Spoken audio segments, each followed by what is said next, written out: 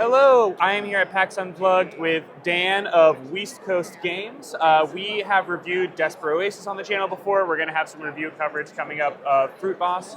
But hello, welcome to the channel. How has the con been treating you so far? It has been great. It's been really fun, very busy, very energy draining, but in like a good way, you know? Would you mind telling us a little bit about how Weast Coast Games came to be? Yeah, Weast Coast Games is sort of like a tiny satellite company that came out of me and Dan and Meg's other company, which is a graphic design and illustration company. And we started playing these sort of like homebrewed board games that we had come up with during our lunch breaks in the studio.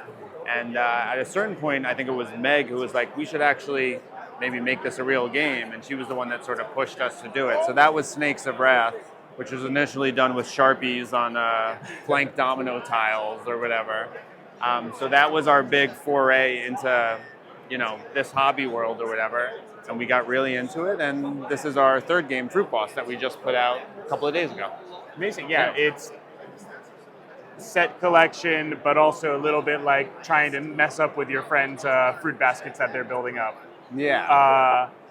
Would you mind talking about how you've gotten Fruit Boss to the market? What was the initial design process? How did it come to be a part of your lineup?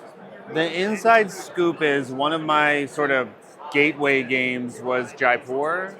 And when I played Jaipur, I was like, I want to make a game that feels like this. Like the mechanics are not really the same or anything like that, but I remember something about that market, simple set collection, you can rip through a bunch of hands of it or whatever that thing is, the simple mechanics and finding all the depth in that, I was like, I want to make something that feels like that. So that was the thing I always had in the back of my head.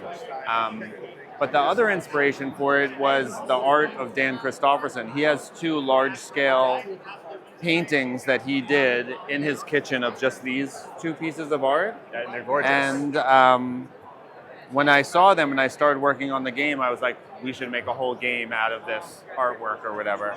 So Dan and I worked to create like the whole set of fruits based on that. So it was a bit of like an art inspiration, a bit of gameplay inspiration coming together to form a new thing. Yeah, and I think that the theme matches what's going on here. It's fun that yours comes from a place of joy. My first game design came from a place of hate, where I played a board game and hated it very much. Was like, I have to fix this? I have to do better than this. We can do better. It's you, Dan, and then Meg, who are the main people in the company. The only people in the company, but yes. The main people also is a way to say it. How do you divvy up the work between the three of you? So it's actually a really great split. Most of the game mechanics and initial game design comes from me. And then from there, Dan and Meg and I will play test, and Meg will do a really big role in sort of a lot of play testing, a lot of editing, helping with rules refinement and things like that. And then Dan is very strong from the art direction and marketing point of view. So Dan shoots all of our photos for the game. Oh, sorry, we're just doing a video right here. So Dan is a talented photographer. He will help with all the video, photo shoots, and then obviously the art and the design in the game. Meg is also in charge of all the operations. So everything that Dan and I are bad at, because we're from creative side of things, Meg is excellent at. So we're a small team, but everyone has their specialty in it. Yeah. With being a small company, how has it been so far to be, at this giant convention? You have your booth. How has the reception been to these really cool games so far? I think we find our people, because I think this is by design, but we are obviously not for everyone, and our games do look a little bit different than other people's games, but we find that we're not for everybody, but for the people that we are for, we're like really for them. Yeah. Like when people find our games, they're like, oh, this speaks to me for whatever reason. And I think that's the goal, because I think we wanted to make games that we wanted to see in the world, not just with mechanics, but also with how they look and feel and the vibe. And so we've been able to, I think, find people that kind of sync up with that and have been like, oh, cool, this is my vibe too. So super fun, super satisfying. What is next on the horizon for Weast Coast?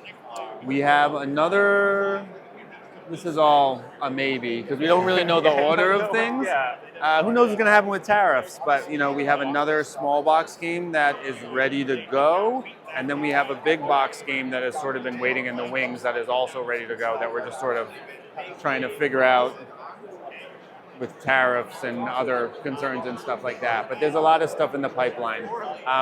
It's going slower than we would like to. We'd like to be able to do this full time, but we all have another full-time design job at our graphic design company. Yeah. So, yeah. Absolutely. If people listening to this interview want to find you, where's probably the best way to get in touch with you? The best way to get in touch with us is either through going to our website, weastcoast.games, and then we're also pretty busy on Instagram at weastcoast.games. Yeah. Awesome. Well, thank you so much for taking the time to interview Yeah, us. man. If you are at PAX and want to check them out, it is booth 3956, I believe.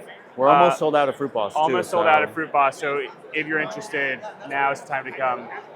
Thank you so much again for your time. Man, my pleasure.